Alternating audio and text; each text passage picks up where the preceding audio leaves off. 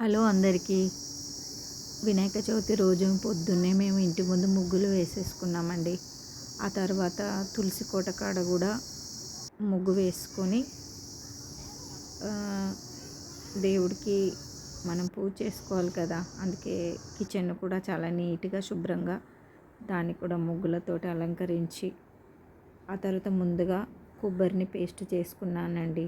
ఆ తర్వాత ఒక గిన్నెలో నీళ్ళు, పాలు వేసుకొని అందులో మనం బియ్యం పిండి వేసుకొని మోదకాల కోసం పిండిని రెడీ చేసుకోవాలండి. అందులో కొంచెం నెయ్యి కూడా వేసుకొని ఈ బియ్యం పిండి వేసి మంచిగా కలుపుకొని దాన్ని పక్కన పెట్టుకోవాలి. అలాగే వేడి దాని మీదనే కలిపి మూత పెట్టేసుకోవాలండి. ఎందుకంటే మాయిశ్చర్ అనేది బయటికి రాకుండా అలా మూత పెట్టేసుకోవాలి. ఇది ఉన్నంతసేపు నేను వేరే కడాయిలో కొంచెం నెయ్యి తీసుకొని డ్రై ఫ్రూట్స్ అన్నీ చక్కగా వేయించుకున్నానండి. ఎందుకంటే మోదకాలలో మిశ్రమ పెట్టడం కోసం అందులో కొబ్బరిని కూడా వేసుకొని చాలాసేపు మనం దాన్ని మంచిగా వేయించుకొని అందులో బెల్లం తురుము కూడా వేసుకొని ఆ మిశ్రమాన్ని మనం తయారు చేసుకోవాలండి మోదకాలలో. ఇందులో నువ్వులు ఇష్టం ఉంటే వేసుకోవచ్చు, లేదంటే మీ ఇష్టం. కానీ నువ్వులు వేసుకుంటే చాలా బాగుంటుంది. ఈ మిశ్రమం తయారైపోయిందండి. మనం బియ్యం పిండిని మంచిగా కలుపుకొని అవి మోదకాలుగా ఇలా తయారు చేసుకోవాలి. వీటికి మిషన్ కూడా వస్తుంది. నా దగ్గర మిషన్ లేదు కాబట్టి నేను చేయితోటే తయారు చేశానండి. చేసి మనము కుక్కర్లో స్టీమ్ కోసం మనం వాటిని పెట్టాలండి.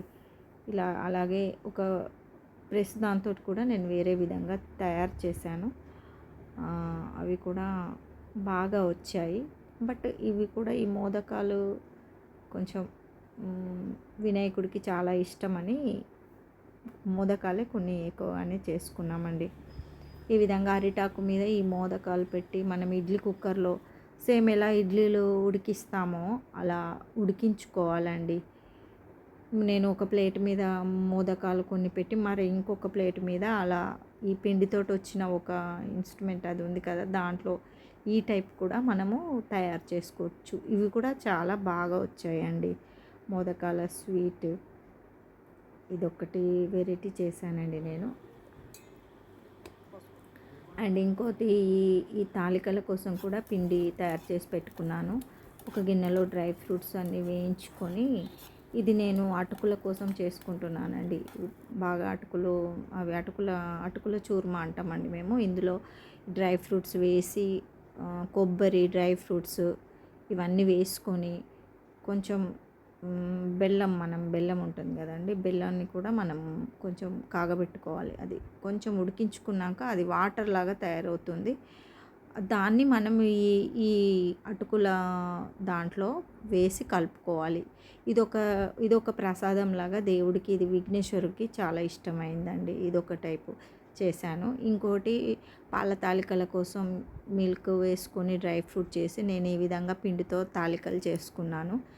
అందులో కొంచెం కొబ్బరి పొడి కూడా వేసుకున్నానండి నేను. వేసుకున్న తర్వాత ఆ తర్వాత ఈ తాలికలు కూడా వేసి అప్పుడే కలపకూడదు. వాటిని కలిపితే అవి విచ్చుకుపోతాయి. కాబట్టి అది అలాగే ఉడికించాలి. ఉడికినాక దాన్ని కొంచెం మనం కలుపుకోవాలి.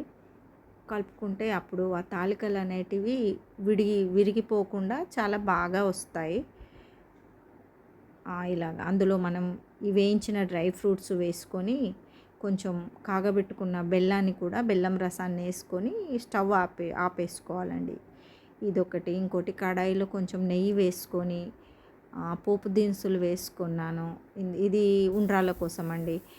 ఈ రవ్వ ఉండ్రాళ్ళు, ఇందులో శనగపప్పు, నానబెట్టిన శనగపప్పు వేసి కలుపుకున్న తర్వాత ఇందులో మనం కొంచెం కొబ్బరి కూడా వేసుకోవచ్చు. వేసుకొని వాటర్ పోసుకున్నాక మనం ఈ బియ్యం రవ్వ వేసుకొని కలుపుకోవాలండి. కొంచెం సాల్ట్ వేసుకొని స్టవ్ ఆఫ్ చేసేసుకోవాలండి. ఇది ఉడికిన తర్వాత మనము చిన్న చిన్న రౌండ్ బాల్స్ లాగా చేసుకోవాలి. ఇంకోటి పులిహోర కోసం నేను ఇది ఒక మసాలా తయారు చేశానండి.